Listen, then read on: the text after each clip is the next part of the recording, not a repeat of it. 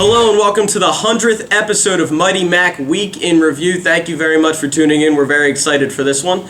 My name's Dave Molinaro. I'm joined by my partner, Sarah Pasternak. Dave, this doesn't really feel right. This isn't us. We're not usually like this. I'm with you. Are we? Give us 1 second. Let's get out. There we go. That feels a lot better. Feels a lot better. Yep. As we said, the 100th episode today, it's going to be a good one. We're going to lead off with men's tennis. Men's tennis returned to the postseason this past weekend for the first time since 2013. Let's take a look at the highlights. The Macs picked up a big 5-3 win in the CSAC semifinals to advance to the CSAC championships, where they lost to top-seeded Cabrini. Congratulations to Coach Scott McTighe and the whole team on a great season, and congratulations to the all-conference winners. The women's lacrosse team went into last week needing a couple wins to clinch a home playoff berth, and they started off with their senior night last Tuesday. Let's roll the tape. Tied 1-1 early on, the Mighty Macs took the lead for good when Rosemary Reitman scooped up this loose ball and fed senior Meredith Katona for the goal and a 2-1 advantage. Midway through the first half, the Mikes continue to apply the pressure as Amanda Mayer finds Reitman, who makes a move and curls hard to the net to score and put the Macs up 5-1. Still holding that 5-1 lead, Hannah Varecchia dishes out one of her 4 assists on the day to Lane Kennedy, who collects one of her 5 points with this low shot to extend the lead to 6-1. Kennedy returns the favor here to Varecchia, and IU went on to win 17-5. They wrapped up the CSAC schedule with a convincing 16-1 win over Keystone, behind 17 saves by CSAC Weekly Honor Roll member Emily Schumann. The Macs are going to travel on Thursday night, non-conference game at Arcadia, and then they get a few days off, come back Saturday hosting a quarterfinal CSAC playoff game. They're the 4 seed, Notre Dame, the 5 seed coming into town at Draper Hall Stadium. Make sure you come out on Saturday and support the Mighty Macs. Baseball team was on fire last week. They swept Karen on Monday before beating nationally ranked Alvernia on Tuesday. They then hosted Ursinus on Wednesday in non-conference. Let's take a look at the clip. The Mighty Macs opened up the scoring against the Bears as Pat Devaney gets one of his career-high 5 RBIs here with the single through the left side to score Ryan Tecco and put the Mighty Macs up 1 in the second inning. Later in that inning, it was Ryan Ficka's turn. He extends the lead to 4-0 as he laces this 2-run single through the right side and extends the Mighty Macs lead to 7 through 4 innings. On the mound, it was Colin Stringham who earned the win with 6 innings of hard work, allowing just 3 runs, and he got some help from his defense here as Ryan Ficka pulls off the double play on the humpback line drive. No shocker, he extended his hitting streak. Jason McCormick 12-3 now with a 2-run single through the left side here as the Macs went on to win that game 12-8 over the Ursinus Bears. IU then split a road doubleheader against Newman behind a good CSAC pitcher of the week, Mr. Ryan Blau. They hosted the Knights in the finale on Monday, and McCormick picked up where he left off as he laced this RBI double down the left field line to put the Mighty Macs up by 1 through 3 innings. The Mighty Macs started a 6-run inning in the 4th as Matt Simon brings home Justin Dempsey with an RBI triple to right center and puts the Mighty Macs up 2-0. It was CSAC Hitter of the Week, Howie Kalamets, the Big Bopper, puts the exclamation point on this inning as he hits his 4th home run of the season. This one, a 3-run bomb to put the Mighty Macs up 7-0. Eddie Decker then came in, polished off his 5th win of the season as he went 6 innings and allowed just 3 hits to lift the Mighty Macs to a 9-6 win and a tie for first place with the Keystone Giants at 13-2 in CSAC play. They will host Gwinnett in a 3-game series this weekend. The softball team had a huge week as they swept Rosemont at home and Gwendolyn Mercy on the road before returning home on Sunday to do the same to Cabrini behind a pair of shutouts by CSAC Pitcher of the Week Jess Borman and freshman Michaela Petito. Abby Carter led the offense as she hit .700 for the week, and the Macs are at 14-4 heading into their final week of the regular season when they host Notre Dame on Friday for Senior Day and travel to Marywood to close the regular season. We're joined here by freshmen on the Immaculata softball team, Abby Carter, Sydney Sturgill. Guys, how are you? Good, how are you? Good, thanks for coming in. So, Abby, we'll start with you. You were just announced as CSAC Hitter of the Week. Did you think you'd make this big an impact as a freshman on the team? You're having a great year so far. No, I did not. I did not think I would make this big of an impact, but I really did want to.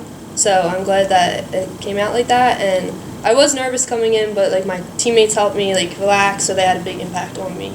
with this impact. You're doing awesome in the field and towards the top of the order, too, so you're having a good year. Sydney, we'll jump over to you. Mighty Macs right now in third place, 14 wins, 2 behind the second-place team, Marywood. They're coming down the pike. We have a doubleheader with them this weekend. How big is this in the final few games before the playoffs? It's huge, and it's very, very exciting. Everyone's very excited. Coach keeps telling us since the beginning of the season that we're here because we're on a journey to the top, and this is our weekend to really put out there because we've had a great season, and after our sweeps against Cabrini, I mean, it's really exciting. We're ready to come out there and win again. And if anyone's been out to a softball game, they know it's a pretty good environment. The walk-up songs are electric. I know there's a story behind 2 of them. Can you guys tell, the crowd your walk-up song and how they came about? So we came in with our own songs, like thinking we would have mine was Lip Gloss at first, and then the seniors when my first at bat they changed it, and I walk up and I hear Sherry Baby playing, and I'm really confused at first, but then I rolled with it and I like it now. Do you want to sing it for us? Well, yeah, the seniors told us there was too many freshmen to pick all the songs, but then they played a joke on us and got us all excited. Mine was supposed to be Gasolina, and instead Is that a Daddy Yankee song? Yes, it is.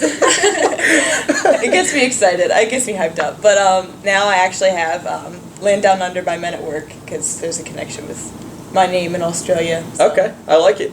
As we said, big weekend coming up. Make sure you check out GoMightyMacs.com for the schedule. Abby, Sydney, thank you very much. Cross team played to a tight defeat at Centenary 7-4, and then they hosted Cabrini last week. Let's take a look at the highlights. Denton States was under pressure all day from the potent Cabrini attack, but he was up to the challenge as he goes low to make this save and keep the Cavaliers off the scoreboard.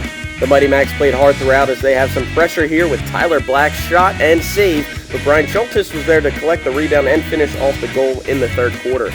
The Mighty Macs are back to work on offense but turn it over, leading to a Cabrini runout, but States is there for the big breakaway save, 1 of 17 on the day for him. Tyler Black scores one of his 2 goals on the day as he rips a shot on a pass from Ethan Johnson, but it wasn't enough in the loss to Cabrini. The Macs will have senior night out on Draper Walsh Stadium on Wednesday night against Newman and also have a chance to clinch a playoff spot with a win and a Centenary loss to Rosemont. The track and field team competed at the Widener Invitational on Saturday, and Gabe Dwyer had the top finish of the day in the 400-meter hurdles, and he also placed 31st in the shot put. The women were led by a school record-setting performance by Jackie D'Amico in the 800 at Widener, where there was no team scoring. The track and field team will have their final tune-up before CSAC Championships at Elizabethtown this weekend. We're starting to wrap up here, but before we're done, let's take a look at this reel of former Mighty Mac Week in Review co-hosts. Happy 100th anniversary of Mighty Mac Week in Review. That's a huge accomplishment. Dave and Brett, great job. You've been phenomenal over the past 4 years, and the show wouldn't have happened without you both. I want to thank you for allowing me to come on my senior year and co-host. I had a blast, and I would do it all over again if I could. A favorite memory of mine is probably just Dave and I having to redo lines 9 or 10 times on camera because we couldn't get them right the first 2 tries. I'm Marissa Nihill, former Mighty Mac Week in Review co-host. Happy 100th episode!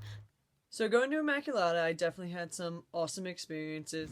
What's up, Mac Nation? It's Larry Messler, broadcaster and one-time co-host of my Mac Week in Review. Congrats to Dave and Sarah on reaching their 100th episode, and thanks to our boss, Brett Mariani, for all the hard work behind the scenes. And go Max!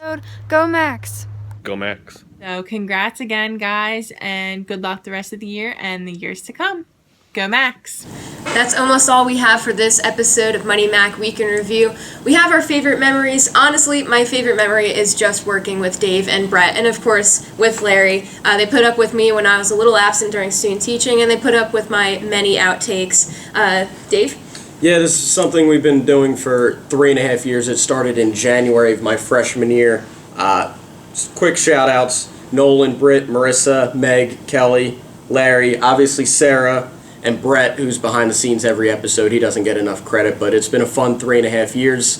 100 episodes was a good time. We got one more coming next week. You can't get rid of us just yet because the playoffs are right around the corner. Yep, we're not done just yet, so we'll tune in next week. That's all we have for this episode. My name's Sarah Pasternak. I'm Dave Molinaro. And go Max.